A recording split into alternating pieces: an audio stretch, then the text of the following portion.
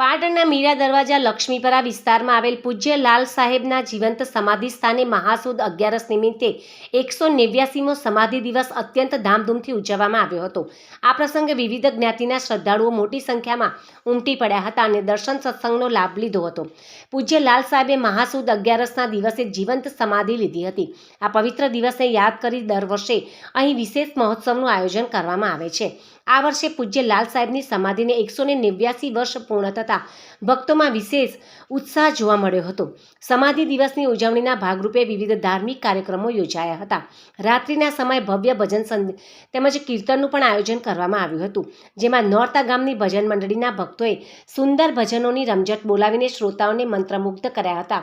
11નો પવિત્ર દિવસ હોવાથી સાંજે તમામ ભક્તો માટે ફરાળી પ્રસાદનું પણ સુંદર આયોજન કરવામાં આવ્યું હતું।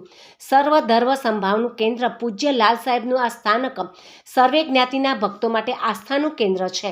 અહીં દર મહિનાની 11સે નિયમિતપણે ફરાળી પ્રસાદ અને ભજન સત્સંગના કાર્યક્રમો યોજાય છે, જેમાં શહેરના વિવિધ વિસ્તારોમાંથી ભાવિક આવીને ધન્યતા અનુભવે છે।